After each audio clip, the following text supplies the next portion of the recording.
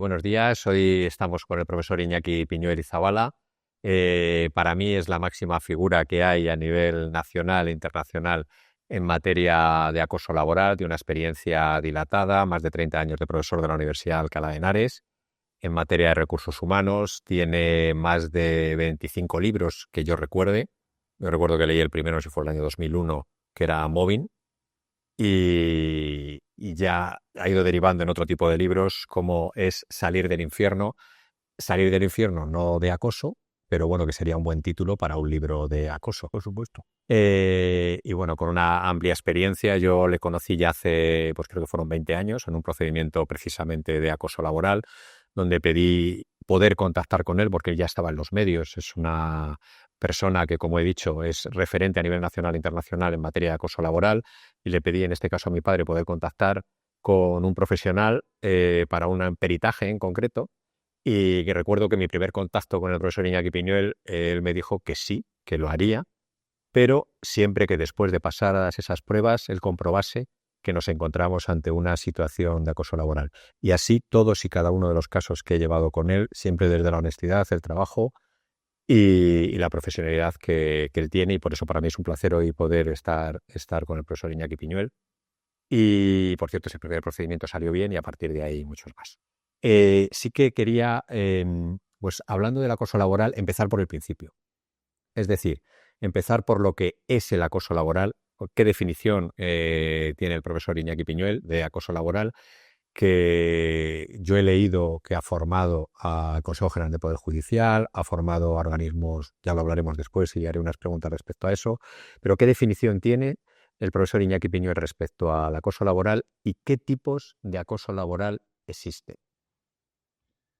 Cuando hablamos de acoso psicológico en el trabajo o acoso laboral, estamos hablando de un continuo y repetido comportamiento de hostigamiento, un continuado y deliberado, subrayo, deliberado maltrato verbal o modal, de modo, que se produce en el trabajo contra un trabajador por parte de otro u otros que se comportan de un modo cruel, de un modo perverso, de un modo lesivo, y que termina produciendo un amilanamiento, un daño psicológico, un daño postraumático, de tal manera que estamos hablando de un trabajador que se convierte en una víctima.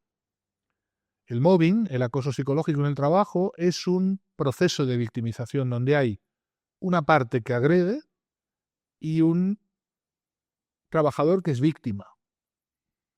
Modos o modalidades de acoso puede haber tantas como casi la creatividad del acosador pueda tener, pero en la investigación desde el principio distinguimos entre las modalidades descendente, ascendente y horizontal, porque, contrariamente al mito de que solamente habría acosos descendentes por parte de jefes con poder, la realidad es que hay numerosos casos de mobbing que se producen a instancias de compañeros del mismo nivel jerárquico, por tanto, un acoso de tipo horizontal, y también, en ciertos casos, encontramos procesos de mobbing ascendente, normalmente coaliciones de trabajadores que se ponen de acuerdo para eliminar, erradicar, quitar de en medio a un jefe que por alguna razón se ha vuelto amenazante, molesto, y que de esa manera perversa se le puede agobiar, hacer la vida imposible, perjudicar su imagen hasta cargarse su presencia en la empresa. Esas tres modalidades, ascendente, descendente y horizontal, producen el mismo resultado, un resultado de daño.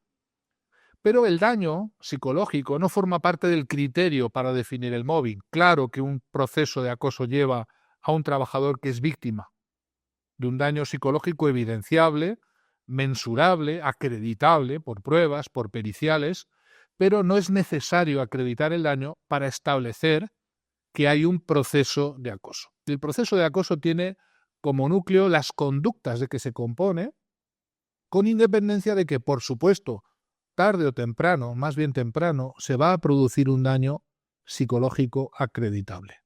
Por ejemplo, has hablado de mobbing ascendente, o sea, es decir, de abajo arriba, ¿no? Y hay una pregunta fundamental, o sea, ha habido sentencias que dicen que no puede existir una primera pregunta es si puede existir abajo, porque me ha parecido entenderte que sí. O sea, mobbing ascendente, es decir, de los que están por debajo hacia los superiores. Y en segundo lugar, la segunda pregunta es, yo le llamo tipo sándwich, no sé si es correcta la expresión, pero si es necesario para que ese mobbing que sea de abajo a arriba, necesita para el sándwich que alguien de arriba apoye para aplastar a esa persona. Desde el momento en que el mobbing ascendente requiere una fuerza que se consigue de manera colectiva, es verdad que es muy complicado que un subordinado a un jefe le haga acoso si no hay una anuencia, si no hay un consentimiento, si no hay un mirar a otro lado o hacer la vista gorda por parte de los superiores de ese jefe. Pero a veces se consigue mediante una coalición de personas que se ponen de acuerdo y desprestigian, difaman, arrinconan, hacen la vida imposible a un jefe hasta que o bien se va o bien crean las condiciones para que la propia dirección más arriba elimine a ese jefe que para esos subordinados es molesto. Por eso a veces hablamos de un mobbing en bocadillo, en sándwich. De arriba a abajo existe, pero de abajo a arriba puede existir en la medida en que también los de arriba, los de más arriba aprietan y pueden conseguir el mismo efecto. Negar la existencia del mobbing ascendente, en mi opinión, es un error. Por supuesto, yo soy un investigador, soy un psicólogo del trabajo, soy un psicólogo clínico. No es mi ámbito la jurisprudencia, pero entiendo que las sentencias que declaran imposible el mobbing ascendente ignoran que el poder que se ejerce sobre la víctima no es solamente jerárquico. Puede ser un poder conseguido por la aglutinación, la agregación, la masa, el linchamiento colectivo, que produce un efecto similar o incluso a veces superior al que puede tener un mando, un director, un responsable jerárquico sobre sus subordinados inmediatos. Hay una, yo en las visitas que vienen, sea móvil ascendente o descendente, hay una pregunta que es muy común. O sea, viene una persona que, bueno, ahora hay más información a través de las redes, etcétera, de vídeos, pues es un gran... tienes un canal de YouTube muy activo en materia de acoso laboral y la gente puede ya informarse, ¿no? Pero te viene y dice, yo no estoy seguro si estoy sufriendo una situación de acoso laboral. ¿Cómo puedo saberlo? Ante esa pregunta, cuando te llegan, Iñaki, ¿tú qué le respondes? Bueno, es muy habitual que la víctima de mobbing tarde mucho tiempo, incluso hablamos de meses y en casos extremos años.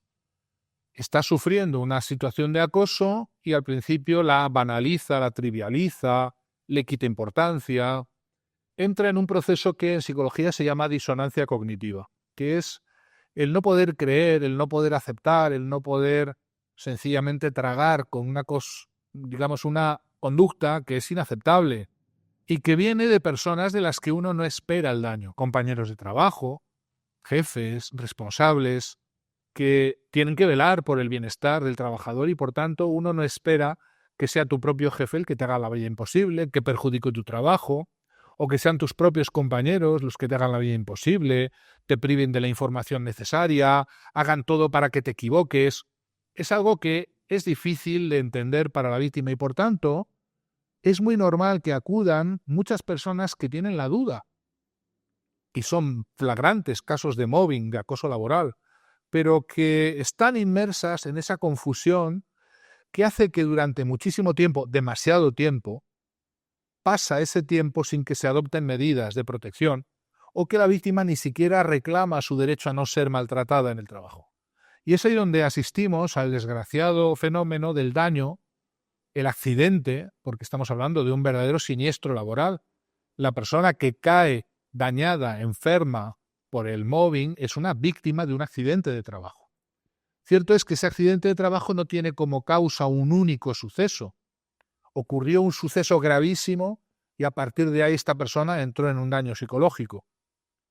El mobbing se compone, y esto es muy importante, de acciones que tomadas aisladamente pudieran no suponer ninguna grave situación de riesgo para la vida o la salud de la víctima, pero que, encadenadas en el tiempo, repetidas en el tiempo, producen una erosión en la resistencia psíquica del trabajador, producen una tortura de gota a gota, y es la última gota la que desborda el vaso. un día ese trabajador que está sufriendo mobbing desde hace mucho tiempo, meses o años, sencillamente no puede más. No puede levantarse de la cama, entra en un ataque de pánico, genera los síntomas postraumáticos típicos de los flashbacks, los ataques de pánico, las somatizaciones que le incapacitan para el trabajo. No es que haya ocurrido nada más grave el día anterior a esa baja o a ese siniestro, sino que llega un momento que el organismo no puede más. Y esa gota última es la que desborda el vaso. Entonces, es muy importante atender a esto porque durante ese periodo no hay una conducta muy grave que pueda alertar a la víctima, salvo excepciones, que claro que sí, sino es todo un cúmulo de acciones que pasan desapercibidas porque no son muy claras, son encubiertas. Quienes acosan, hostigan a la víctima no declaran abiertamente su intención, más bien declaran lo contrario, que no tienen nada contra la víctima, y por eso ésta pasa mucho tiempo sin que sepa realmente lo que ocurre, y por eso acuden a los abogados, a los profesionales, preguntando, no sé si soy víctima de acoso, cuando en la mayoría de los casos, claro, que lo son, y hay que atender al criterio diagnóstico de las conductas. No es la sensación de que me están haciendo mobbing la que acredita el acoso laboral. No es que yo siento o yo me da una sensación o tengo una percepción determinada, sino la existencia real de conductas reales. Y las conductas se caracterizan por ser observables, por tanto, tasables, por tanto, registrables. Se pueden grabar, se pueden acreditar con testigos. Las conductas no son sentimientos ni sensaciones subjetivas. Y por tanto hay que reivindicar para el acoso laboral una entidad objetiva y objetivable. Me niego a aceptar, como se ha planteado, ya afortunadamente no, pero en el principio de la investigación había quien alegaba que el mobbing era un tema subjetivo, de sensaciones, de particulares percepciones de cada uno. No es cierto. Las conductas existen o no existen. Y en la realidad, si existen conductas de hostigamiento, de maltrato, de ninguneo, de difamación, de deliberado maltrato verbal o modal, estamos ante un riesgo laboral cierto para un trabajador que se va a convertir más tarde o más temprano en una víctima. Yo, la verdad es que es precisamente esas personas que te vienen preguntando si he sufrido en una situación de acoso y al final son los casos más claros de situación de acoso cuando ella más lo pregunta. Pero sobre eso que estabas diciendo, esos pequeños ataques, ¿no?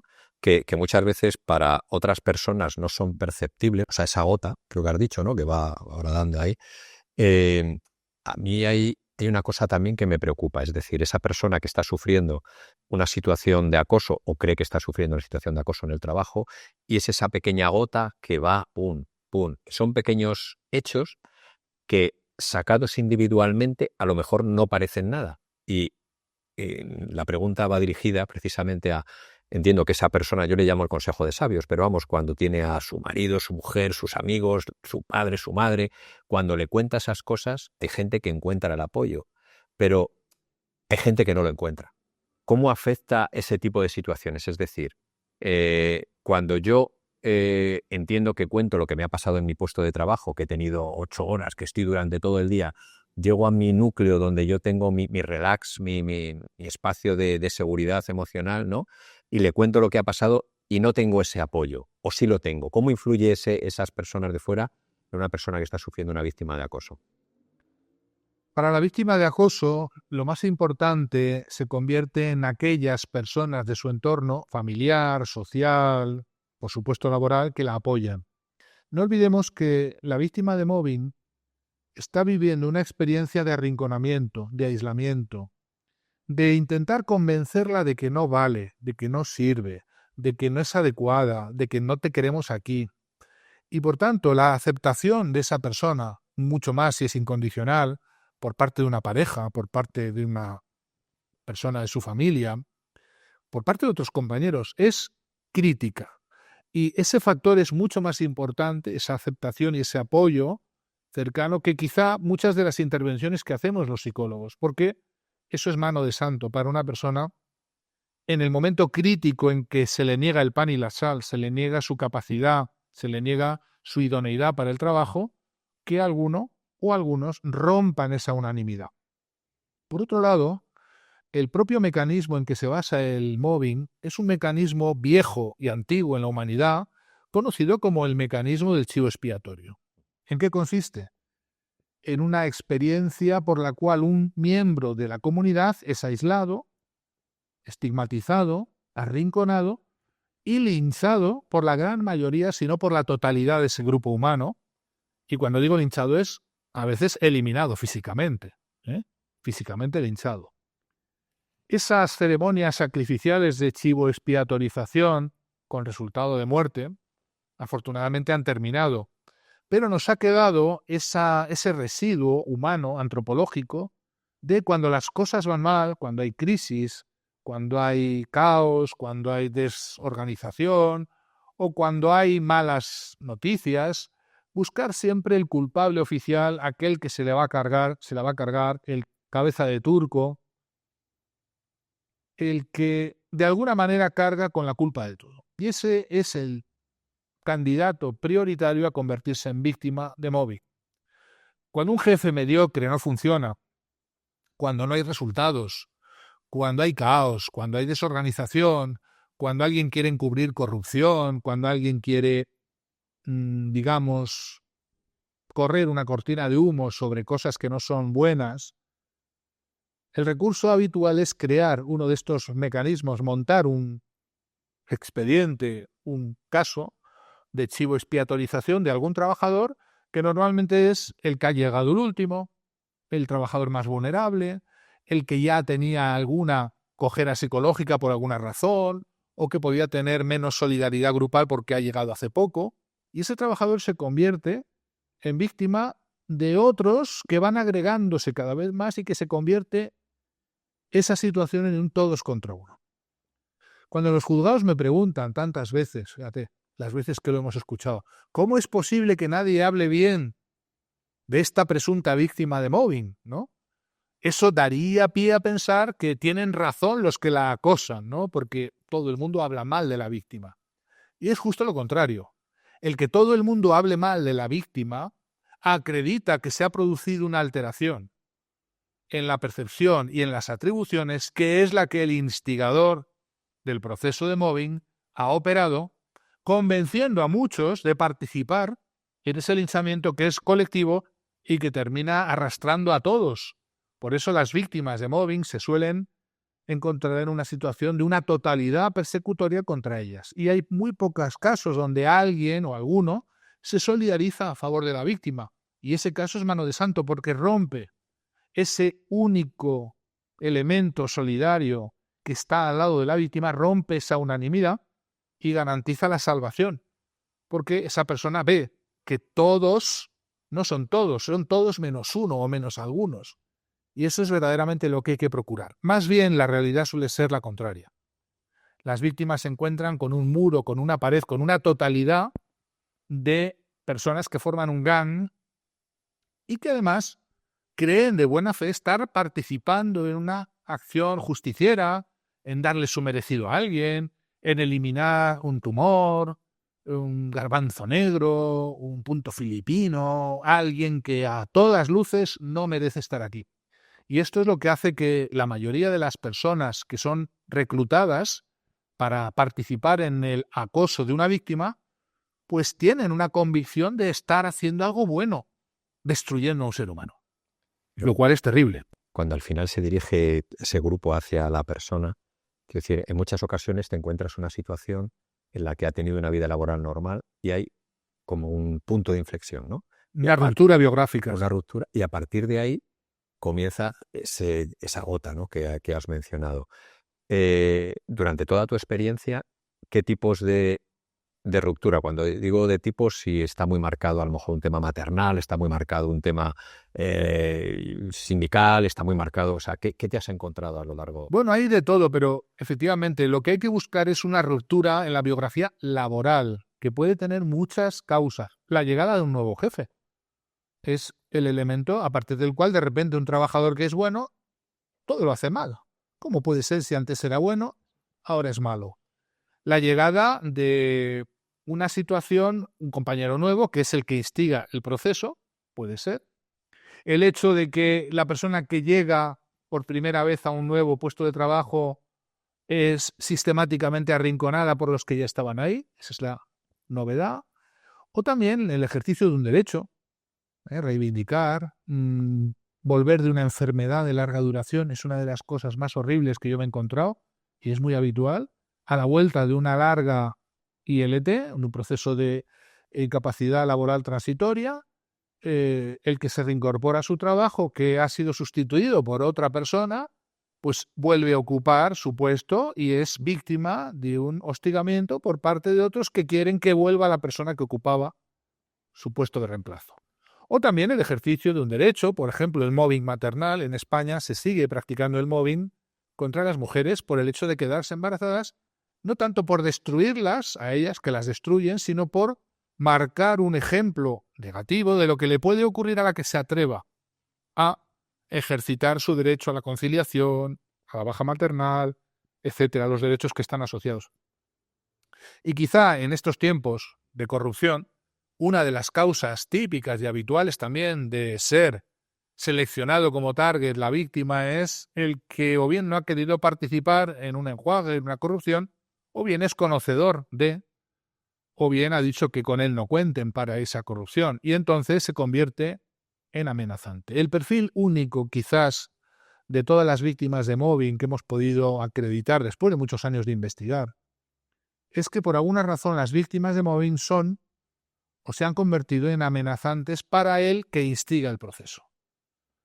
Y ese que instiga el proceso es el que se siente amenazado por la llegada o por la aparición o por la presencia de ese trabajador que está estorbando, está molestando, y es el que se encarga de lanzar la bola a rodar. Luego esa bola puede arrastrar a mucha gente que no estaba inicialmente en el proceso. Pero ese carácter amenazante de la víctima, que por cierto la víctima suele ignorar y hay que explicarle, es el que de alguna manera explica, no digo justifica, pero sí explica, por qué de repente se ha convertido en una mala trabajadora, en una mala persona, en un ser indeseable, en alguien que es víctima de toda esa actuación hostil, que amenaza con destruir su salud psíquica y, por supuesto, su rendimiento laboral. Estamos hablando del perfil de la víctima y el perfil del acosador, porque yo lo que me he encontrado, no con tu experiencia, pero lo que sí me he encontrado es numerosos casos donde yo creo que tú le denominabas en algún libro cadáveres en el armario. Es decir, el típico acosador que es que el éxito lo construye así. ¿No? Es decir, y no tiene ni uno ni dos, o sea, va subiendo, ¿no? ¿Cuál es el perfil del acosador? El comportamiento del acosador se va perfeccionando con el tiempo. Es terrible decirlo, pero los acosadores, la mayoría de ellos, ya tienen otras víctimas antiguas. Son lo que yo he llamado en mis libros los cadáveres en el armario. ¿Qué significa eso? Pues que allá donde vamos a investigar una situación de mobbing, encontramos que allí, en ese mismo departamento, en otro tiempo, anteriormente, había habido otros casos que ya no están, obviamente, porque han sido laminados. Entonces, ¿por qué en ciertos entornos, ciertos departamentos, ciertas unidades, ciertas dependencias se repiten los casos? Bueno, porque el que está ahí presente constantemente es el que instiga el proceso. Y ese instigador, con el tiempo, mejora, lo hace mejor, se perfecciona, utiliza técnicas más indirectas, más difíciles de detectar, pero es más eficaz. Y a ese sí lo hemos investigado. Y sabemos muchas cosas ya de los acosadores, de los que instigan el acoso.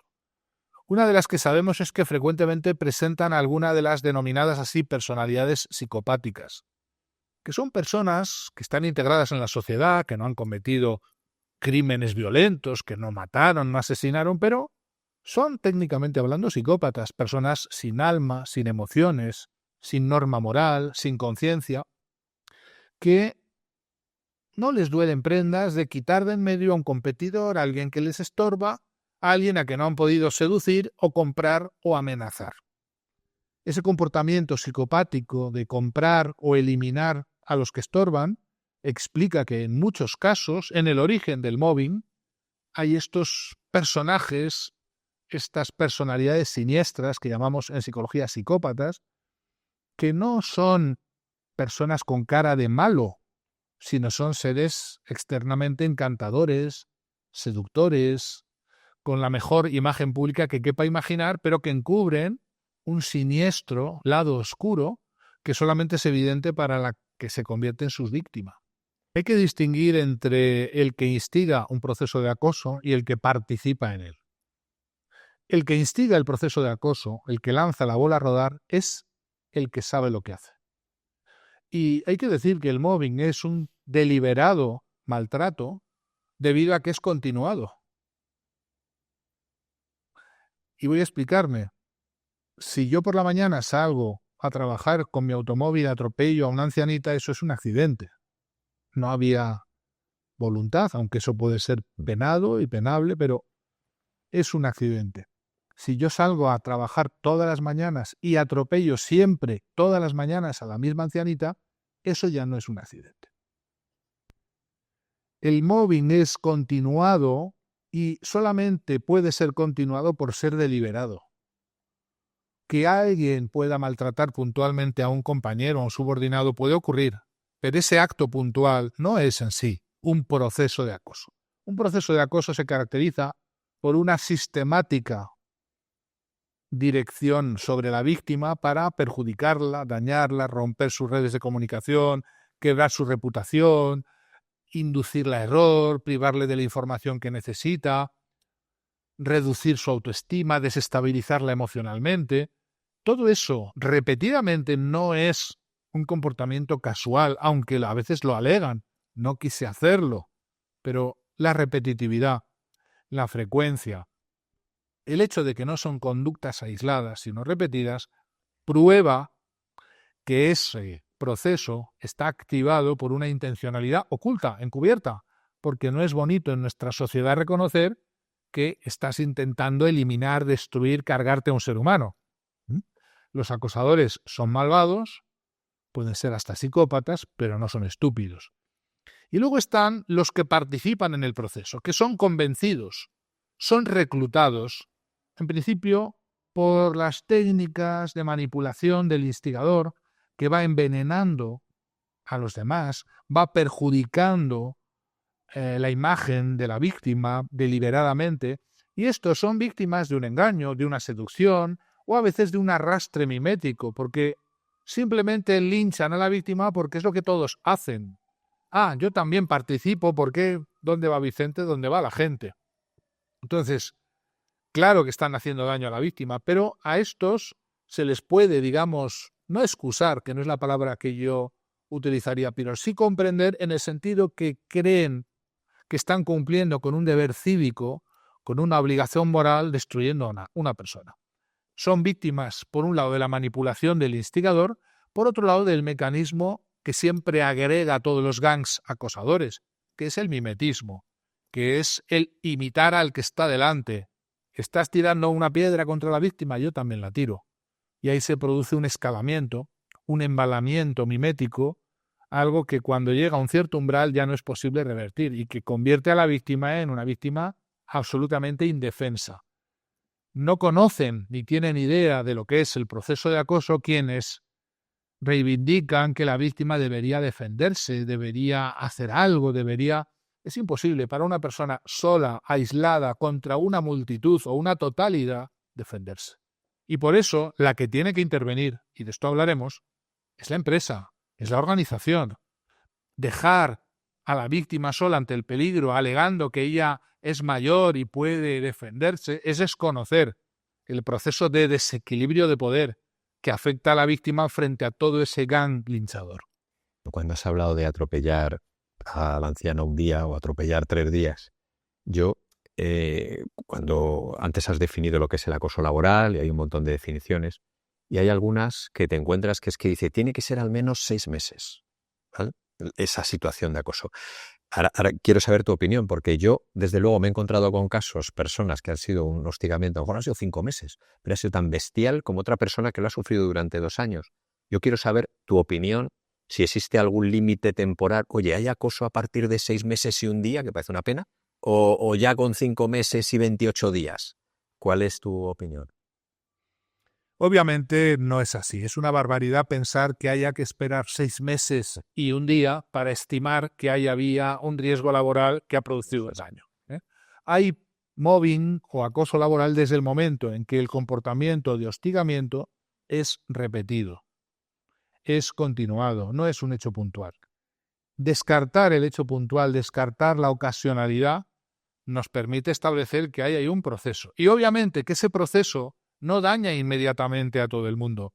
Hay personas que caen dañadas más rápido, porque tienen más vulnerabilidad, porque vienen de otros procesos de acoso, de bullying, de maltrato doméstico. Hay muchas víctimas de muchas cosas que están trabajando y que son trabajadores, y tú lo sabes, de especial vulnerabilidad o especial sensibilidad, a los que hay que atender, ¿vale?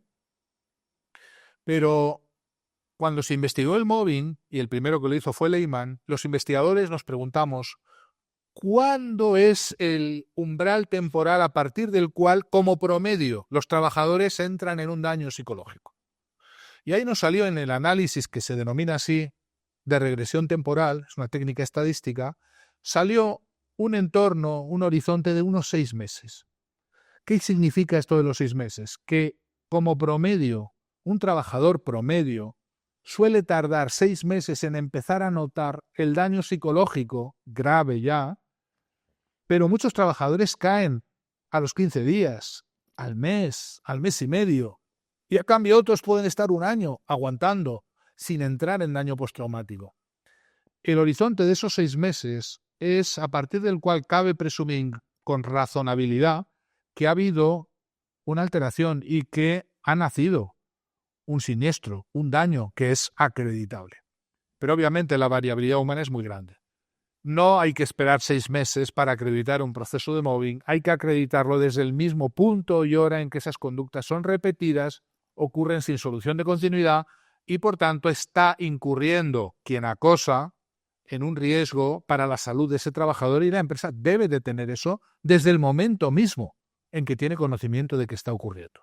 Estabas hablando de un daño postraumático. O sea, la víctima de un proceso de acoso, que ha sufrido una situación de acoso.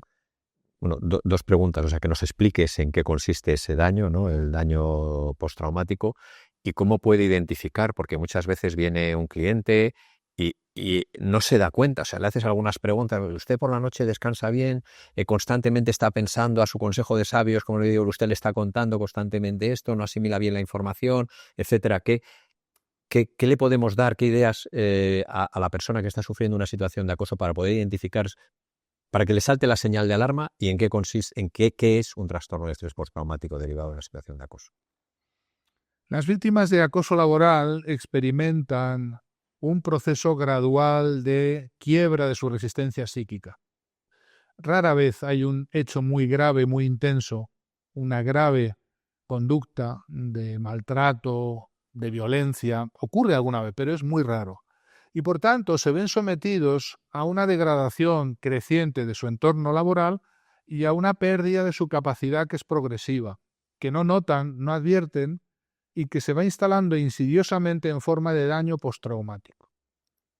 Cuando hablamos de trastorno de estrés postraumático, mucha gente tiene en la cabeza la idea de grandes actos de violencia, crímenes, actos de terrorismo, accidentes, guerras, y obviamente que son actos que producen cuadros de estrés postraumático.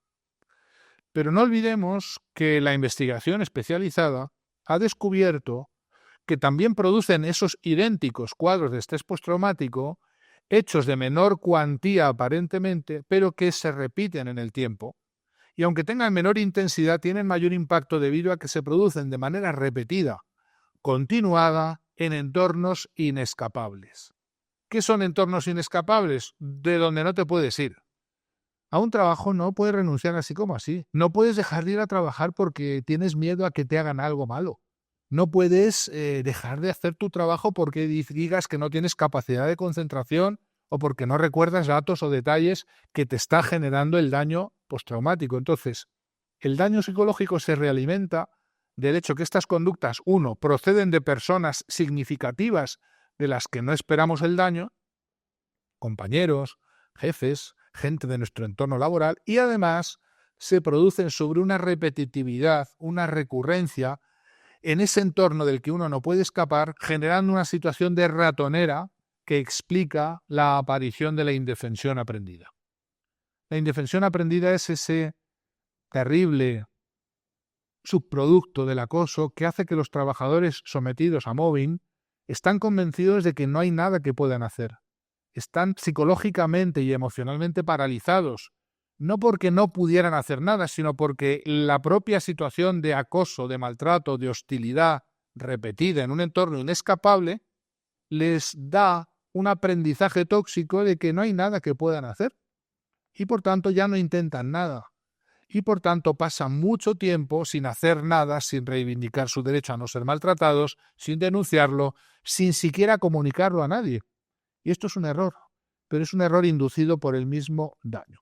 Las víctimas de mobbing suelen tener en un 95% de los casos trastornos de estrés postraumático que son sistemáticamente mal diagnosticados o ignorados o pasados por alto, como si fueran trastornos depresivos, trastornos ansioso-depresivos, ataques de pánico. Todos esos síntomas existen, pero forman parte de un cuadro más complejo, que es el trastorno de estrés postraumático, que precisamente acredita que de lo que estamos hablando es un proceso de victimización. No es una enfermedad endógena de la víctima, no es una enfermedad que trae causa en un misterioso proceso interno, ni menos es una enfermedad genética. Es el resultado normal que ocurre a una persona normalmente cuando es víctima de un comportamiento anormal para el cual nadie está preparado, que es recibir el acoso, el hostigamiento, el maltrato por parte de personas de las que no esperamos ese maltrato y más bien esperamos lo contrario. Y cuando una persona ya llega a identificar la situación, llega a identificar un daño, ¿qué le aconsejas? ¿Qué tiene que hacer esa persona? Primero, ser consciente de su inocencia. A la víctima de mobbing se le convence de que no vale, de que no sirve, de que todo lo hace mal, de que nadie le quiere, de que los clientes la aborrecen, de que los compañeros no quieren saber nada de él o de ella. Y eso va produciendo una sensación culposa que rompe o quiebra la resistencia y destruye la autoestima. Y por tanto, el trabajador que se convence de su culpabilidad, porque se le viene a decir que no estás siendo víctima de mobbing, de acoso, es el justo castigo por tus errores, por tu maldad, por tu carácter como ser indeseable. Y entonces ese tragarse la culpabilidad es la primera manifestación de un daño que hay que revertir. Vomitar esa culpabilidad es parte importantísima de la recuperación de la víctima. Y por supuesto, una vez convencida de su inocencia técnica, porque nadie merece el mobbing, no hay casos de mobbing justificable.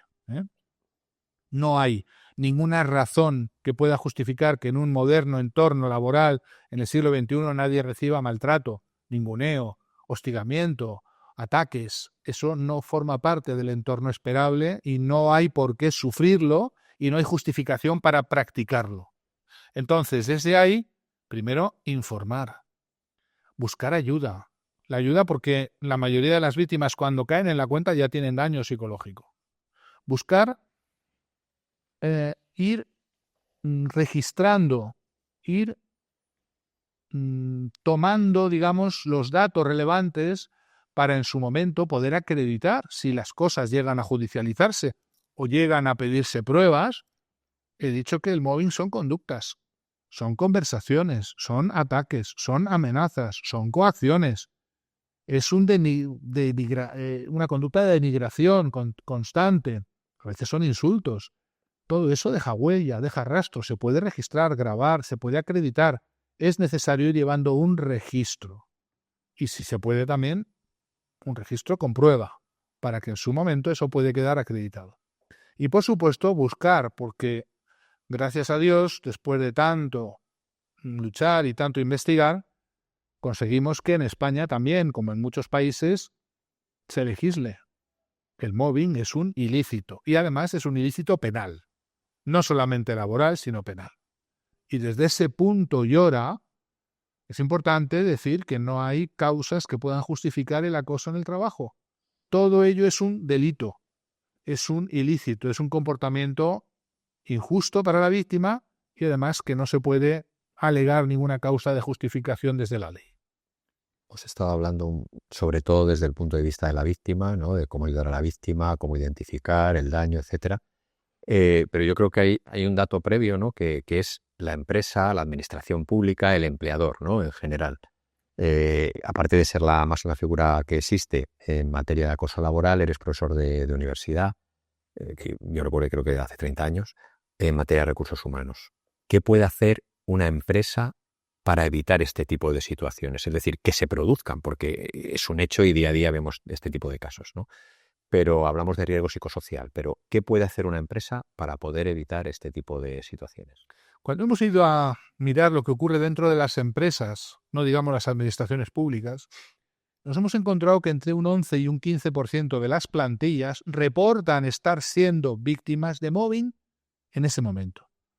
Es una tasa astronómica. Diréis, es una minoría, pero multiplicado por el número de trabajadores en activo en España, en los países que conocemos bien, nuestros hermanos de habla hispana, es una población de víctimas enorme, que van millones de personas a su trabajo todos los días sabiendo que algo malo les va a pasar, descontando que van a sufrir, con miedo a lo que va a pasar, y que se convierte el trabajo no en una forma de desarrollar su personalidad o autorrealizarse, sino en una tortura psicológica. Por tanto, la empresa, la organización, tiene la misión primera de reconocer que estos casos existen. Allá donde vamos y medimos en condiciones razonables de medida, nos encontramos trabajadores que son víctimas. Y por tanto, hay casos de mobbing en todas las empresas, pero son casos encubiertos. De ahí que yo suelo decir que el mobbing es clandestino. Es una realidad que existe, pero encubierta. Obviamente tiene que ser encubierta porque no es de recibo admitir que en tu organización, en tu empresa, haya casos de acoso. Y por tanto hay que decir que no es acoso, que es estrés, que son problemas, que son diferencias de opinión, que son jefes duros, que son incompatibilidad de caracteres, que es que hay mucho trabajo, es que hay estrés.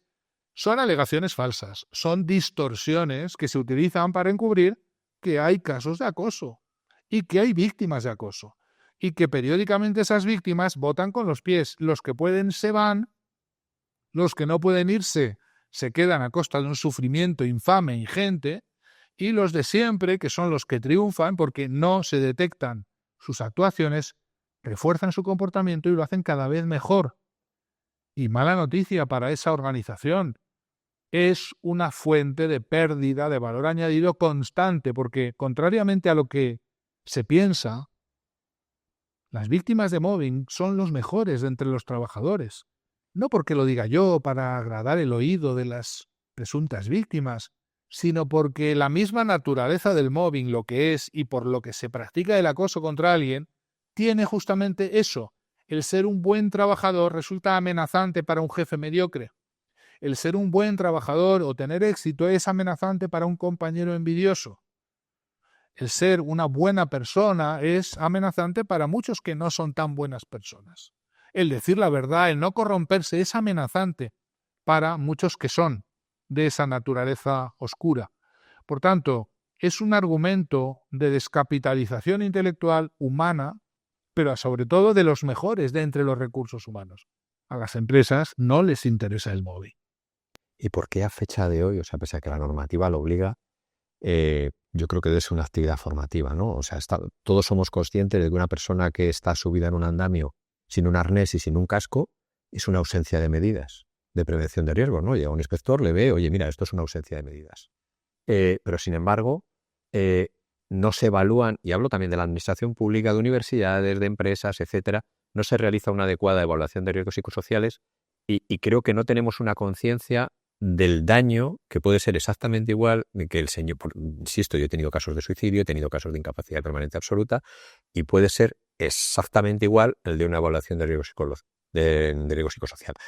¿Por qué no tenemos todavía esa conciencia a fecha de hoy? Porque hay numerosas, insisto, hay la administración pública, la primera, empresas privadas, y todavía no llegamos a realizar primero esa evaluación. Voy a detectar si existe un riesgo psicosocial. No solo hablo de acoso, Hablo de sobrecarga laboral, de burnout, de otro tipo de situaciones, ¿no?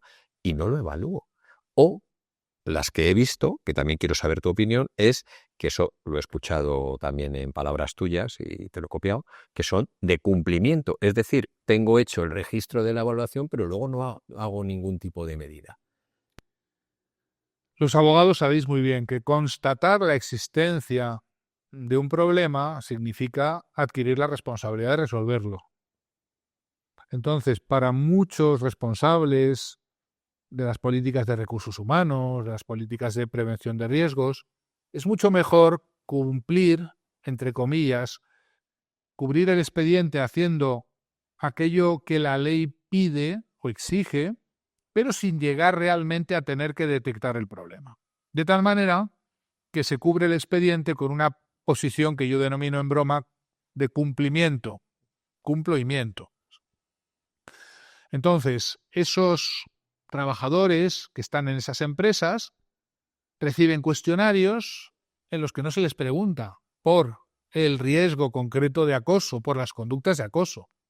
A esos trabajadores en las revisiones médicas no se les pregunta por ciertos riesgos psicosociales como es el mobbing, como es el estrés, como es el burnout, y por tanto, si no les preguntas, no aparece el dato, no relevas el dato hacia arriba. Entonces, hay que tener en cuenta que una forma de no tener que enfrentarse al problema es negar su existencia, minimizarlo o desviar la atención sobre otros temas menores. El practicar esa política de aparente cumplimiento de la ley, pero sin entrar en el fondo de lo que es la verdadera prevención de riesgos, es una práctica muy habitual en España y en muchos países. Se practica para intentar pasar por encima del problema, pero cumplir, técnicamente hablando, con lo que pide la legislación. Y es una práctica demoledora porque deja completamente fuera del foco de atención problemas gravísimos, causas de pérdida de la eficacia, de la rentabilidad y de la productividad que son importantísimas para una empresa, no digamos para las administraciones públicas. Entonces hay una constante posición de negación. El negacionismo en materia de mobbing está muy extendido. Se viene a decir que puesto que no aparecen en las encuestas de prevención de riesgos, no hay casos de mobbing, pero no pueden aparecer si no preguntas por ellos, si no haces las preguntas adecuadas, si no incluyes las dimensiones. Y es una verdadera vergüenza que todavía hoy la mayoría de los cuestionarios que presuntamente miden riesgos psicosociales no preguntan por el mobbing, no preguntan por el acoso en el trabajo, ni por las conductas que ya sabemos desde hace décadas son típicas y habituales entre las víctimas de acoso. Te quería preguntar, en esos riesgos psicosociales muchos pasan un test y nos olvidamos. ¿Qué debería hacer una entidad comprometida un poco con los riesgos psicosociales? O sea, pasas un test y de cómo debería ser ese test, qué debería identificar y qué se debería hacer después para tener una adecuada política en materia de riesgos psicosociales. Suponiendo que ese test que pasa esa entidad de prevención es válido, pregunta por el problema y encuentra el problema, lo que tiene que hacer es volver a medir con la misma herramienta al cabo de un tiempo, para verificar si la existencia del problema se mantiene, se ha reducido y, por tanto, validar o invalidar las medidas que se han tomado. Se hace un test y ahí queda el dato. No se vuelve a medir nunca más o se vuelve a medir en tiempos muy posteriores, pero sobre todo lo que no se hace es nada para reducir el problema, atajar el problema, y no se mide la posible terminación del problema por la eficacia de esas medidas. Por tanto, vivimos una situación de, digamos, de dar palos de ciego. Piensan que dar unas charlas, dar unos cursos, hacerles pasar por una formación, son medidas eficaces para reducir el mobbing sin que haya ninguna evidencia de que eso tenga una incidencia en la reducción de las tasas reales de acoso. ¿Por qué? Bien porque no se mide o bien porque los cuestionarios no miden ese aspecto. Yo, Iñaki, te conocí hace 20 años precisamente por un informe pericial. Yo te quería preguntar sobre eso, porque claro, para nosotros los abogados es muy importante poder acreditar una relación causa-efecto entre los hechos, que eso nos corresponde a nosotros, evidentemente, poder acreditar, a lo que has hecho referencia antes, que hay que acreditar esos hechos, y el daño, que se estaba hablando del trastorno de estrés postraumático, ¿no? ¿Qué debe contener? Dos preguntas sobre el informe pericial. ¿Qué debe contener un buen informe pericial? ¿Qué pruebas se deben realizar, a tu juicio? Y en segundo lugar, después yo te conozco hace 20 años, pero tu experiencia en informes periciales es superior, ¿no? Pero a lo largo de todos estos años, tu experiencia en los juzgados, ¿has visto algún tipo de evolución? ¿Has visto, me refiero a la hora de interpretar las situaciones de acoso? Tú has dado formación, yo he leído un libro al propio Consejo General del Poder Judicial. Eh, ¿Has visto que realmente exista conciencia, que haya una evolución? ¿Cuál es tu experiencia? Bueno, podríamos hablar en estos, vamos a llamar, últimos 25 años, que son los años que llevamos en España hablando de mobbing. Tuvimos una primera etapa en la que los jueces no sabían ni de qué hablábamos. Móvil, el teléfono móvil, no sabían ni el término sonaba, ¿no? Hubo también una reacción de los abogados, sobre todo del sector laboralista, que durante un tiempo, por si acaso, en cualquier despido alegaban mobbing, lo cual creó una inflación de demandas falsas, porque no todos los despidos tienen el mobbing como causa, ¿eh? Y por tanto eso también nos generó un problema de una inflación de casos que eran falsos positivos, ¿no? Luego hubo una época en la que la inspección se tomó muy en serio el evaluar si se estaba teniendo en cuenta las obligaciones en prevención de riesgos y por tanto hubo unas campañas muy fuertes de concienciación y de sanciones para las empresas que no evaluaban los riesgos psicosociales, incluido, por supuesto, el móvil. De un tiempo a esta parte hemos llegado a una situación un poco yo llamaría de equilibrio, ¿no? Donde hay sentencias muy interesantes, donde los tribunales ya llevan años reconociendo la existencia flagrante de casos graves de daños y por tanto de la vinculación que hay, esta causa está ganada. Yo creo que un juez sabe que si hay mobbing, eso es un ilícito, eso perjudica y eso es un daño evidente que no puede admitirse, ¿eh? Eso como promedio. Pero el sistema jurisprudencial español, como heredero del sistema de derecho romano, establece la carga de la prueba en aquel que afirma algo. Decís los abogados, incumbit probatio qui affirmat non qui negat, ¿no? La carga de la prueba pertenece al que afirma algo y no al que lo niega. Y entonces, de alguna manera, la carga de la prueba del mobbing pertenece, como no podría ser de otra manera, a un trabajador que no siempre ha sido consciente de haber sido víctima, que no ha grabado, registrado, llevado cuenta de lo que ha ocurrido, cuyos testigos no quieren declarar porque tienen miedo o porque de verdad son participantes también en el proceso de linchamiento. Entonces, esa carga de la prueba hace que en materia de mobbing sea muy complicada la terminación en positivo de ese pleito. Ocurre, porque claro que hay gente que registra, claro que hay testigos que acreditan, claro que hay indicios para que su señoría juzgue y acredite la existencia del acoso. Pero no está tan claro que el hecho de demandar por mobbing termine siendo una sentencia favorable. También porque hay que decirlo, los abogados no siempre enfocan correctamente los casos. Y hay que tener siempre en cualquier materia en la vida, pero mucho más en materia de mobbing, a un especialista, alguien que sepa de qué está hablando y que sepa enfocar el caso, porque no todos los casos de mobbing se van a resolver con una demanda judicial. Y lo que la víctima quiere no es ganar un pleito. Lo que la víctima siempre quiere es que le dejen en paz, que le dejen trabajar, que dejen de machacarla, que dejen de hostigarla, que dejen todas las actuaciones hostiles y no ir que un tribunal te dé la razón, dándose a veces la paradoja de que habiendo ganado sentencias judiciales por mobbing, las víctimas regresan a su puesto de trabajo y ¿qué se encuentran? De nuevo el mobbing.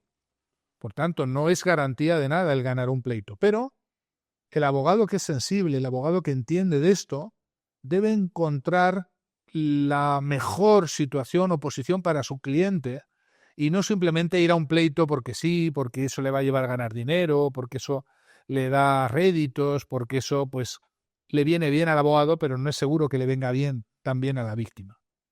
Claro que hay que denunciar cuando hay que denunciar, pero hay muchas otras modalidades que utilizáis los expertos en mobbing jurídicos y que son tanto más eficaces, que puede ser el reclamar el cumplimiento de la política de prevención, el reclamar la evaluación de riesgos psicosociales, el advertir de lo que está ocurriendo a la dirección de recursos humanos o al Departamento de Seguridad e Higiene en el trabajo. Hay muchas modalidades de intervención que se ignoran y que hace que las víctimas no siempre están siendo bien asesoradas por quienes debieran ser parte de la solución y se convierten en parte del problema. Entonces, todo esto hace, por cerrar la pregunta que me has hecho, un panorama judicial muy incierto, donde muchas veces se pierden casos que son evidentes y flagrantes porque no se han enfocado bien o porque la intervención que había que haber realizado no era una denuncia judicial, sino era otra alternativa que el abogado debería haber visto e interpuesto previamente. Yo te quería hacer una pregunta que es que yo creo que ha surgido desde el principio, desde que yo empecé, por eso hace 20 años llevando temas de acoso laboral, que a mí me sorprende mucho. Se hacen protocolos, que luego te preguntaré sobre los protocolos que hay de acoso, tu opinión. Pero al final concluyen y normalmente la conclusión, además en procesos que ha habido, no cuando hablábamos del atropello a la anciana, no de una vez que le atropelles o incluso 2 veces, sino te llevo atropellando 18 meses. Y la definición que realiza la administración es un conflicto laboral y archiva. Yo te quería preguntar que distingas, o sea, para que podamos saber cuál es la distinción entre un conflicto laboral o una situación de acoso.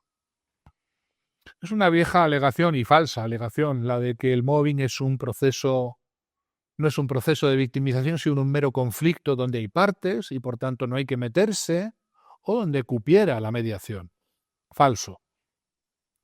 La característica de un conflicto es que hay 2 o más partes que tienen objetivos distintos e incompatibles y por ello entran en un conflicto de intereses. Yo quiero una cosa, tú quieres otra cosa, podemos mediar, intermediar, llegar a un acuerdo. ¿Por qué el mobbing no es un conflicto? Porque en cualquier conflicto esos objetivos que manejan las partes son legítimos o legitimables y por supuesto confesables. Yo quiero irme de vacaciones en julio, tú me ofreces las vacaciones en agosto, vamos a llegar a un acuerdo, porque obviamente no vamos a ponernos de acuerdo, pero intentemos. Las 2 pretensiones son legítimas. En el mobbing no estamos ante un conflicto porque el objetivo de una parte, al menos, el victimario, no es legítimo. El objetivo de una parte es eliminar a la otra, es destruir psicológicamente a la otra, es arrinconar a la otra, es dañar a la otra. Y ese objetivo no es validable de ningún modo y, por tanto, no estamos ante un conflicto, sino ante algo que hay que denominar siempre un proceso de victimización. El victimario quiere producir un resultado de daño o de eliminación de B, la víctima. Y eso no puede asimilarse a un conflicto, porque esos objetivos, el del victimario, destruir a la víctima, y el de la víctima, no ser destruida, no son ambos dos éticos, legítimos, aceptables.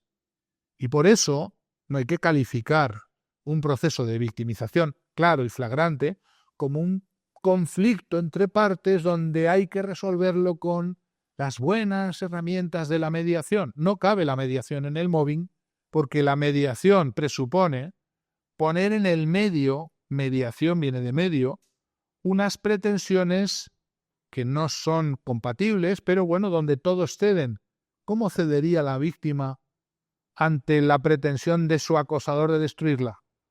¿Dejándose destruir un poquito? ¿A partes? ¿Por días, pares o impares? Es una barbaridad que ya ha ocurrido también con otros problemas que yo he investigado, como el bullying, el acoso escolar, como el maltrato doméstico. A ninguna mujer maltratada se le propone que haya una mediación con su maltratador, que se deje maltratar un poquito y ponga algo de su parte para resolver el maltrato. Esto es una barbaridad. Bueno, pues no se ve la misma barbaridad, es exactamente igual lo que le ocurre al trabajador que sufre mobbing, que lo único que quiere es que le dejen en paz, que le dejen de maltratar. Y por eso no cabe la mediación, sino la protección, la adopción de medidas, el colocarse del lado de la víctima y el contener inmediatamente el comportamiento del acosador, sancionándolo, porque hay que hablar de sanción. Las empresas tienen grandes dificultades para sancionar conductas que son flagrantes, son escandalosas. ¿Y por qué? Bueno, pues porque hay intereses, hay redes, hay conexiones. Los acosadores, los instigadores, a veces son vacas sagradas, son personas intocables, son personas que producen el miedo también en aquellas que deberían ponerles en su sitio, y por tanto es más complicado sancionar, contener la conducta del acosador, y lo más fácil es decir a la víctima que ponga de su parte, que conceda, que concilie, que haga una mediación, y eso pues es una revictimización. La mediación en materia de mobbing es una verdadera aberración, es un proceso de revictimización secundaria. Me encanta que digas eso. O sea, yo hace poco he tenido un procedimiento precisamente donde una mutua de las más importantes de este país, lo primero que le ha ofrecido a la persona que ha denunciado una situación de acoso de manera interna, dentro de esos protocolos de acoso, es la mediación. Claro, como que la mediación, o sea, mediación con la otra persona, o sea, y luego ya que si no, pues un protocolo de acoso. Hablabas, vamos a suponer que se ha identificado una situación de acoso, que al final, incluso dentro de un protocolo de acoso, se ha conseguido acreditar que sí existe una situación de acoso laboral. Has hablado que se debe sancionar. ¿Existe alguna otra forma de poder solucionar? Es decir, con el perfil que hemos preguntado antes de lo que es un acosador, es casi una psicopatía, ¿no? Con el perfil de la víctima y el daño que puede haber tenido esa víctima, ¿existe alguna otra forma, algo desde mi punto de vista ignorante, que no sea la extinción? Porque yo sí considero que eso ya es un incumplimiento de grado culpable y que no debe continuar la relación laboral. Pero vamos a suponer que desde un punto de vista de adopción de medidas, ¿existe alguna manera de solucionarlo de otro modo que no sea la extinción de la persona que ha protagonizado por acción esa situación de acoso?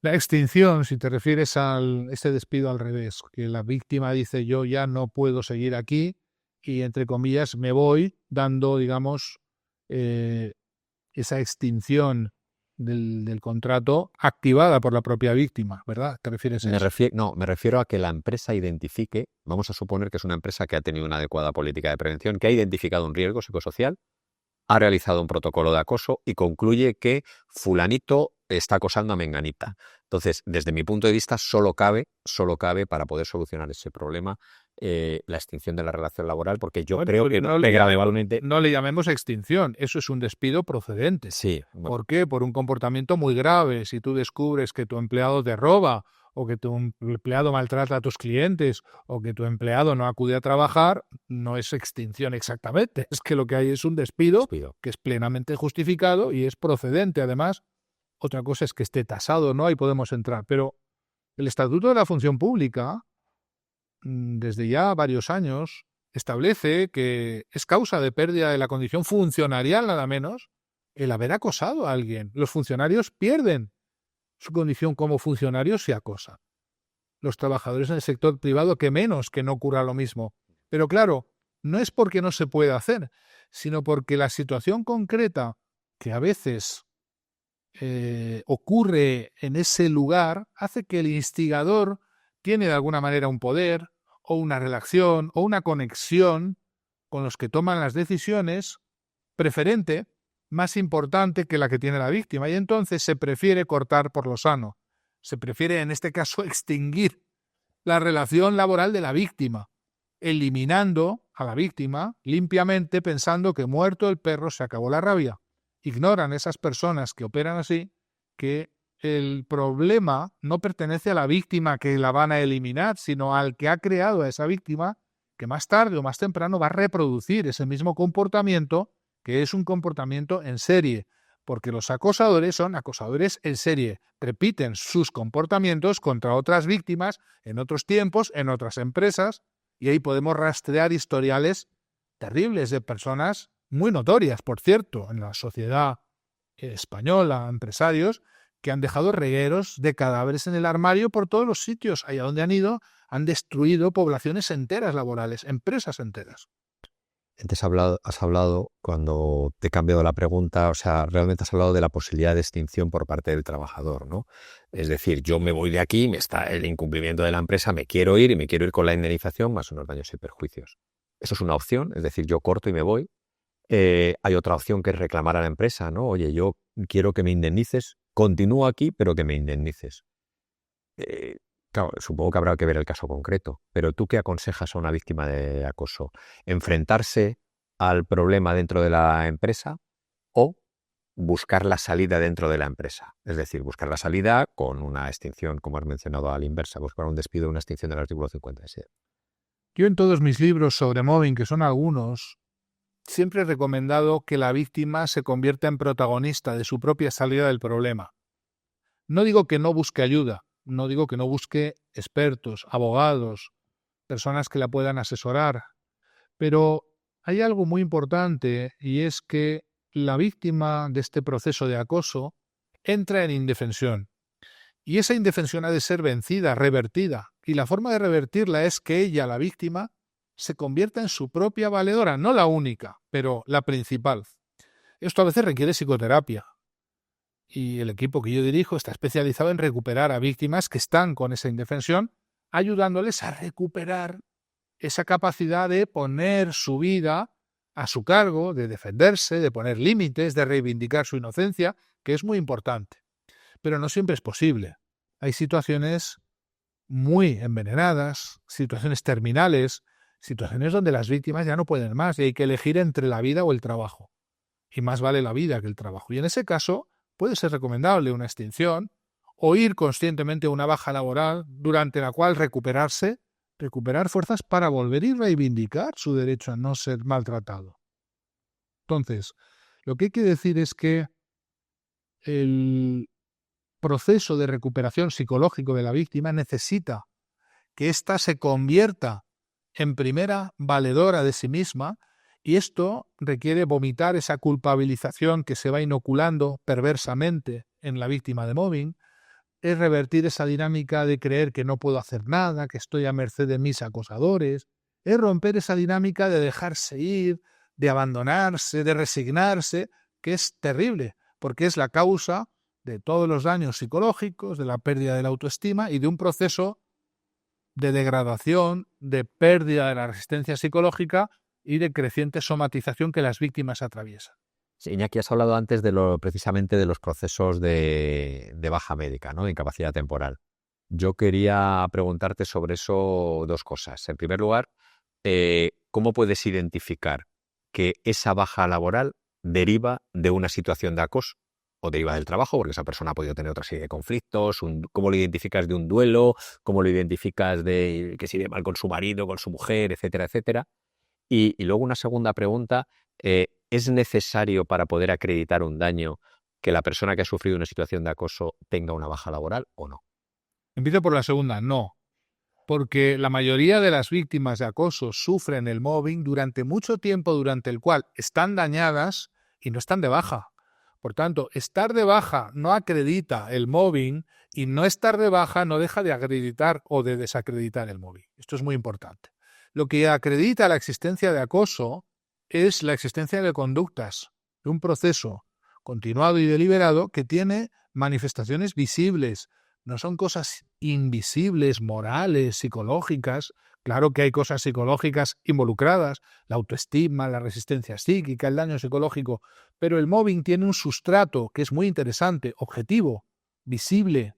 Se puede acreditar cuando alguien es amenazado, coaccionado, maltratado, cuando a alguien se le arrincona, cuando no se le habla, cuando se le ignora. Todo eso es comportamiento real. Y eso es inaceptable. No es justificable de ninguna manera.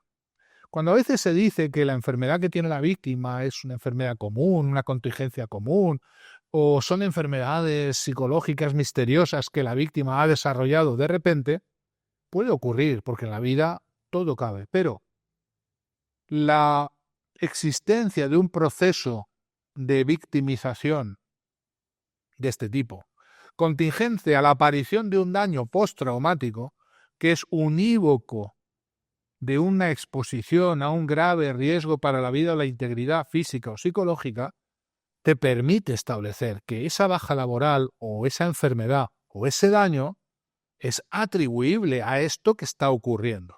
Por tanto, las dos cosas son importantes. Ni que una persona sufra una depresión o un trastorno de ansiedad significa que tenga inmediatamente una causa laboral en ello, pero no hay que hacerse un ciego deliberado. Cuando hay procesos de victimización como estos, reportados por las víctimas, acreditados con pruebas, con grabaciones, con registros, con testigos, y hay un daño postraumático que, por cierto, se puede acreditar y medir con pruebas psicológicas, con expertos que podemos acreditar la existencia de ese cuadro, hay que definitivamente concluir que esa baja laboral no es una contingencia común, no es una enfermedad particular, misteriosa que le haya ocurrido a ese trabajador, como puede ser una gripe, un catarro o, qué sé yo, una fractura, un traumatismo. Es un siniestro que se ha producido dentro de la organización por causas directamente atribuibles a una mala praxis organizativa, y es haber permitido que estas cosas ocurran, porque aquí viene la clave. La organización, el empresario, en el caso de la administración pública, el Estado, tiene una posición de garante. No puede lavarse las manos diciendo que esto es imposible de prevenir o de predecir o de detener. No es cierto. Y cuando ese siniestro ocurre, es así que ha ocurrido, ha quedado acreditada la incuria, el abandono de esa obligación técnica de velar por la salud de los trabajadores y de prevenir y, cuando ocurre, bloquear y contener esas manifestaciones, porque el mobbing, como digo, el acoso en el trabajo, se compone de conductas, y no conductas que ocurrieron un día y ya y nadie pudo prevenir, sino conductas que ocurren sobre una base de repetición, recurrencia, continuidad, que todo el mundo es capaz de ver y que hay obligación moral primero y legalmente exigible después de detener y atajar. Se habla de prevenir y contener. Hemos hablado antes de la prevención de riesgos psicosociales y no te he preguntado, yo creo, sobre un aspecto fundamental dentro de lo que es la prevención, que es una vez detectado o incluso una vez denunciado por parte de la víctima. Yo el otro día había un cliente de una empresa que claro, me empezó a enumerar los protocolos que tiene y se tiró como media hora diciendo el protocolo anti no sé qué, protocolo anti no sé qué. Pues digo, bueno, lo importante es que funcione, ¿no? Pero, qué debería contener un protocolo de acoso? ¿Cómo debería realizar una empresa un protocolo de acoso? Me explico. Tiene que ser externo, tiene que ser con un especialista independiente, debe realizarse alguna prueba del tipo pericial como las que habíamos hablado antes. ¿Qué debería contener un protocolo de acoso? Protocolo de acoso debe definir muy bien lo que es y lo que no es, poniendo ejemplos de conductas. Debería divulgarse para que todos los trabajadores sepan que existe el protocolo y, por tanto, que hay posibilidad de reivindicar ese derecho a no ser maltratado. Debe contener medidas sancionadoras, porque no se puede ir de rositas a aquel que resulte acreditado que ha acosado o está participando en el acoso. Medidas sancionadoras que deben llegar hasta por supuesto, la sanción definitiva, que es la exclusión, el despido, que es el final. Y sin llegar a eso, por supuesto, medidas sancionadoras previas, medidas de advertencia, medidas que pueden ser intermedias. En ese protocolo debe definirse cómo la víctima de un caso de acoso pueda recibir ayuda interna, sin tener obligatoriamente que denunciar ante un juez o de hacer una denuncia contra tal o cual persona, sino simplemente obtener ayuda, acompañamiento, asesoramiento. Simplemente una intervención humana, humanizadora. Y en esos protocolos deben estar incluidos siempre los procedimientos de prevención activa del mobbing. No se puede esperar a que haya mobbing para empezar a intervenir. Los casos de mobbing deben iniciar en su intervención desde el momento en que en la evaluación de riesgos psicosociales aparece la evidencia de que en ciertos departamentos ciertos trabajadores reportan esas conductas. Hay que dirigirse antes de que ocurra el siniestro a ver qué ocurre ahí, confirmar o desconfirmar y, por supuesto, actuar. Y, por supuesto, esos procedimientos deben ser divulgados, quedar por escrito y estar vigentes.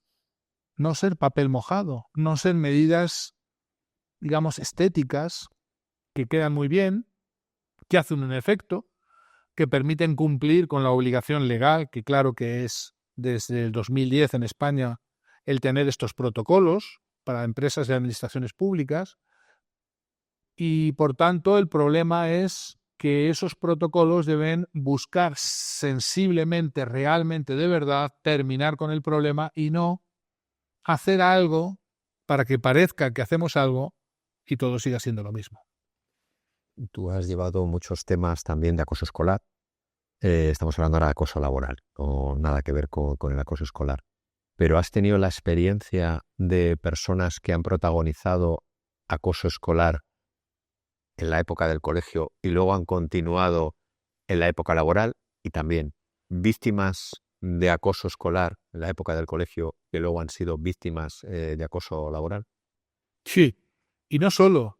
Las personas que vienen de situaciones previas donde han recibido maltrato familiar, acoso escolar, maltrato doméstico, violencia doméstica, todo eso es un factor que agrava y acelera el proceso de quiebra psicológica.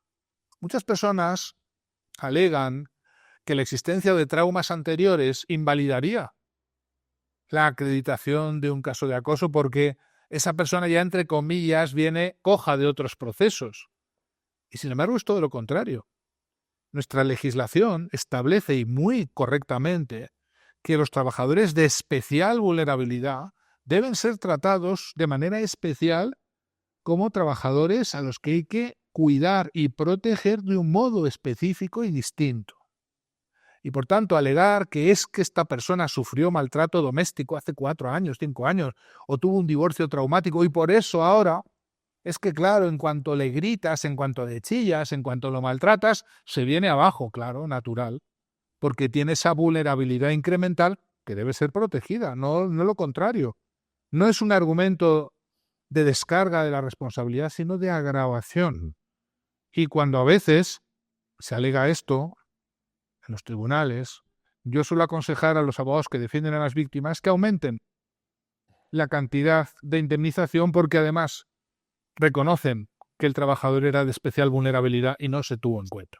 Es que eso yo creo que es un caso claro, es decir, yo estoy descargando camiones y tengo un problema en la espalda y me pones a descargar los camiones más pesados, yo creo que todo el mundo vería evidente que va en contra de la prevención. No me pones la faja o no me pones una ergonomía adecuada, pero sin embargo, si yo tengo una especial sensibilidad por la razón que tú has explicado y me sometes a un estrés igual o mayor... No es una especial sensibilidad, es una especial vulnerabilidad. Que ha de ser, según la Ley de Prevención de Riesgos española, atendida y adaptarse el puesto.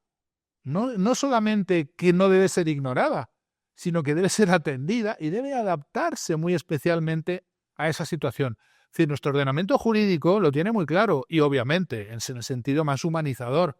No se puede decir que las víctimas que lo fueron de otros problemas, que Dios las bendiga y peor para ellas y es su culpa porque claro, si no las hubieran destruido antes otros, pues ahora aguantarían mejor los golpes que les damos. Eso es una barbaridad. Y no será al contrario, que dice una persona que ha sufrido una situación como la que has descrito, puede o tiene la capacidad, precisamente porque lo ha vivido, de poder identificar, porque antes No, hablado... es lo contrario. ¿No? Cuando una persona ha sufrido traumas relacionales, como es el acoso, has puesto muy buenos ejemplos, el acoso escolar es un trauma relacional, igual que el mobbing en un entorno inescapable, porque el colegio para el niño que va al colegio es inescapable, no puede no ir al colegio. Y esa situación de acoso, de maltrato, de otros traumas relacionales, incrementa la vulnerabilidad, es decir, hace que la víctima pueda de alguna manera ser mucho más trivializadora, banalizadora y normalizadora del maltrato que recibe. No al revés, no más sensible, no más hipersensible, no más hipervigilante. Puede ser hipervigilante, pero no, lo normal, lo habitual, es que la víctima de un trauma relacional temprano anterior tiende a ser más probablemente víctima porque tarda más tiempo, tiene menos recursos, tiene menos posibilidad de confrontar. Su línea de resistencia está mucho más baja porque ha quedado consumida su resiliencia.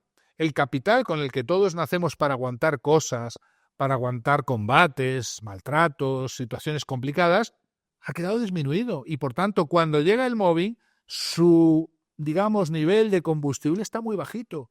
Es todo lo contrario, por eso hay que atender especialmente a esa vulnerabilidad.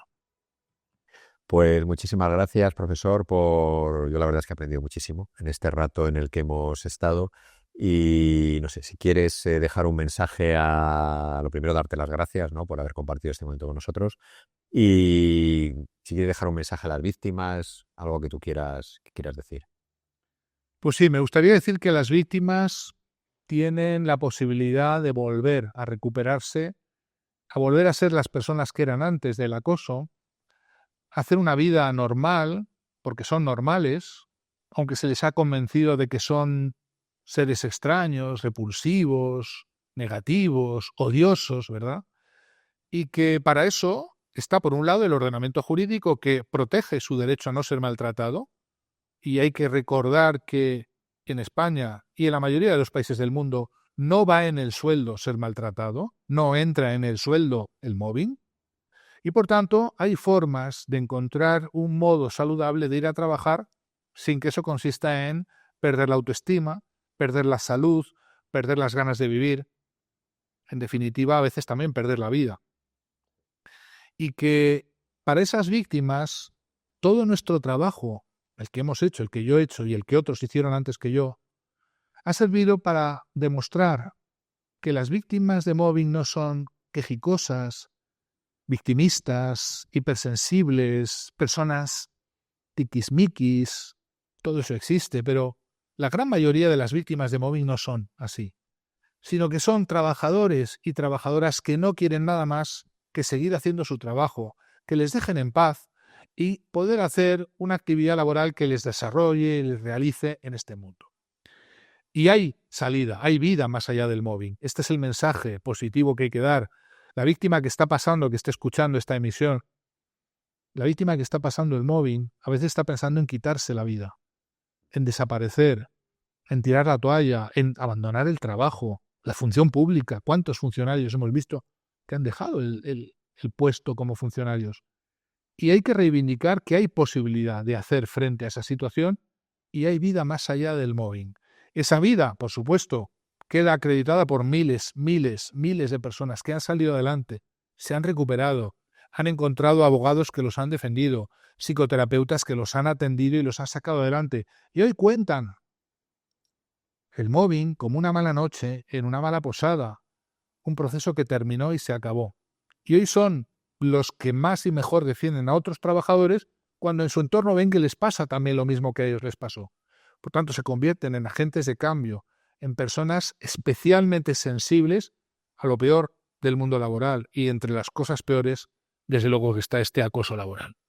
Y te pediría un mensaje, el mensaje para la víctima y un mensaje para las personas que están protagonizando una situación de acoso por acción u omisión, que se están dando cuenta, especialmente de decir, joder, yo la de acción ya me cuesta, porque he dicho que hay una psicopatía y me cuesta saber que al final pueda servir de algo, ¿no?, el mensaje.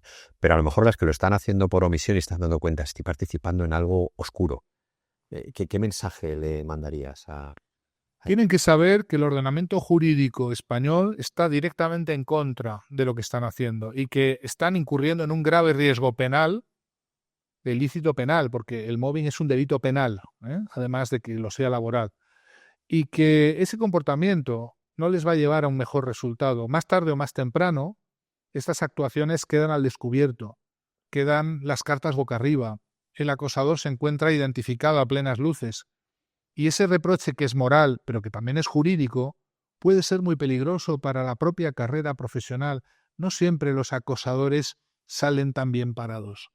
Que lo piensen, porque ya que no son buenos, al menos que sean prudentes, ya que muchos de estos psicópatas integrados no van a cambiar, no van a mejorar, al menos que sean lo suficientemente prudentes para no terminar con sus huesos en la cárcel, Yo te quería preguntar también en relación con las víctimas. A mí, personalmente, me vino, cuando empecé a ver el tema del acoso, mi libro de cabecera era el primero, yo creo que es del año 2001, 2001, no, sí, 2001, Mobbing, O bien cómo sobrevivir al cómo acoso sobrevivir psicológico. al acoso psicológico. De hecho, tenía varios, ya no tengo ninguno, porque el problema de dejar los libros es que no te los devuelve. Eh, pero yo creo que, bueno, tienes también un canal de YouTube, ¿no? Etcétera. Pero ¿dónde pueden adquirir? Porque a veces es complicado dónde se puede adquirir ese libro, que para mí es de cabecera para una persona que esté sufriendo Bueno, después. mis libros se pueden adquirir, muchos de ellos ya son muchos años, están en todas las bibliotecas universitarias, todas las bibliotecas municipales, los pueden encontrar, no hace falta que se los compren. Y algunos están, lamentablemente, copiados en PDF en Sí. Internet, no es difícil encontrar. Y todos tienen aproximadamente un mensaje similar. Son los modos y maneras de comprender, entender, razonar el problema y encontrar una brújula para poder hacerse cargo de lo que está ocurriendo y poder tomar las riendas de esa situación y convertirse en protagonistas de la salida del problema. Se trata de sobrevivir. En el móvil no hay victorias, solamente hay diferentes grados de derrota. Por tanto, de lo que se trata es de minimizar esa derrota y dejar los menos pelos posibles en la gatera, pasar lo antes posible por ese trance y salir de él para resurgir y hacer una vida nueva, como han hecho miles y miles de personas. Yo deseo resurgir mi experiencia personal con los clientes que yo he tenido. He tenido clientes que han sufrido una situación de acoso, que han tenido muchísimos años de tratamiento y estaban exactamente igual. Sin embargo, quiero decir, lo puedo decir y yo quiero decir, siempre he dicho que el tratamiento con las personas que yo he tenido, tus pacientes, sí les veo que salen adelante. ¿Por qué? Porque creo que es una atención específica y digamos, con el tratamiento, ¿qué tipo de tratamiento es? MDR, ¿no? Y cuánto tiempo puede una persona, supongo que dependerá del tiempo que haya sufrido esa situación de acoso, dependiendo del plazo que le haya identificado, del daño que tenga, ¿no? Pero ¿cuánto tiempo necesita una persona para, dentro de ese mensaje de esperanza que has dado antes, que se puede salir, que se puede volver a hacer vida normal, para poder llegar a hacer una vida normal? Juan. El periodo de recuperación es muy variable porque hay personas muy dañadas, personas menos dañadas, hay personas con más apoyo familiar y social, personas con menos apoyo. Eso es muy importante como modulador del tiempo de recuperación. Pero podemos pensar que en un periodo de 1 a 2 años puede recuperar a una persona con estrés postraumático a través de las técnicas, digamos, de más reciente utilización, como es MDR, como son las técnicas para reprocesar y desensibilizar el trauma, y que nos han permitido reducir sustancialmente los periodos que antes eran de años y años de recuperación. Hoy en día las víctimas encuentran una mejoría muy rápida, aunque no una curación definitiva tan rápida, y lo que hay que procurar es aplicar la técnica correcta en función del diagnóstico correcto. No estamos hablando de personas con depresión, con ansiedad, con estrés. Estamos hablando de personas con trastorno de estrés postraumático. Y el trastorno de estrés postraumático que no se trata con herramientas específicas se cronifica. Y al cronificarse da paso a cambios en la forma de ser, a modificaciones permanentes en la personalidad que cuesta luego mucho tiempo y esfuerzo erradicar. O sea, que si una persona que sufre una situación de acoso, por lo que has dicho, si yo acudo a otro tipo de especialista y me medican y solo recibo una medicación, pero no recibo otro tipo de tratamiento psicológico, no voy a salir de esa situación o va a ser muy difícil, ¿entiendes? La medicación ansiolítica y antidepresiva atenúa síntomas, que son los efectos del problema. Y lo que hay que hacer es eliminar o erradicar las causas. Y las causas del trastorno de estrés postraumático no son un mal funcionamiento neurológico o bioquímico del cerebro. Las causas están en la mente, en una mente traumatizada, en una mente altamente traumatizada, que tiene un hematoma psíquico que se llama el trauma complejo. Y es ahí donde hay que trabajar, en la causa. Los síntomas se pueden atenuar, se pueden contener por un tiempo, pero no se eliminan mientras no se elimine la causa, que es esa herida psicológica, esa información disfuncionalmente almacenada en la mente, que es la que interfiere, la que produce los cambios en el humor, la inestabilidad emocional, los problemas de concentración, los problemas de memoria a corto plazo, la irrupción de flashbacks. las pesadillas, el insomnio tardío, el estado permanente y difuso de ansiedad, no es un problema bioquímico, neurológico, es un problema de la mente que ha sido golpeada y que, por tanto, su reacción es una reacción normal. La reacción postraumática es algo normal ante un hecho anormal, que no debería haber ocurrido. Pero no estamos hablando de un enfermo en el sentido de una persona con una patología química o bioquímica, sino un enfermo dañado mental o psicológicamente por un trauma relacional. ¿Cómo puede ser que sin tocarle el pelo a una persona, sin agredirla físicamente, sin causarle heridas externas, se le haga tanto daño? Porque el origen del trauma que el mobbing genera es un trauma complejo de origen relacional, un trauma de tipo 2 que llamamos. Y esos traumas se curan con herramientas que atacan la causa, que es una causa mental y psicológica. Se ha hablado en el tema de la recuperación de un factor fundamental, lo que es el apoyo, pues el apoyo de familiares, el apoyo de amigos. ¿Cómo puede, digamos, dirigido a esas personas, ¿no?, que tienen un familiar, que tienen un amigo o un hijo, etcétera, que saben que está sufriendo una situación de acoso, cómo pueden apoyarle? Lo más importante es explicarle a la pareja, a los hijos, hermanos, amigos de la víctima de mobbing que es un momento crítico en su vida en el cual van a necesitar muy especialmente ese apoyo, esa solidaridad, mucho más que en ningún otro momento. Y el peor pronóstico es cuando las víctimas de mobbing arrostran además pues, un divorcio, una separación, un abandono familiar o social, porque se encuentran solas literalmente. A la víctima hay que hacer acompañar en las terapias a su pareja o a sus familiares para explicarles lo importante que es en este momento prestarle todo el apoyo incondicional posible. No cuestionar sus actitudes. A veces las víctimas de mobbing se encuentran que en casa tienen un segundo frente porque se las cuestiona, se les ataca, se les dice si hubieras hecho, si no hubieras hecho. Es un segundo frente. Y ese segundo frente no están preparadas en este momento para enfrentarlo. Muy importante, el factor más importante, ya desde Lehmann se conoce, el factor más importante en la recuperación psicológica y emocional de la víctima de mobbing es el apoyo intrafamiliar, su pareja, sus amigos, sus familiares que estén de su lado. Muy importante. Muchas gracias, Iñaki.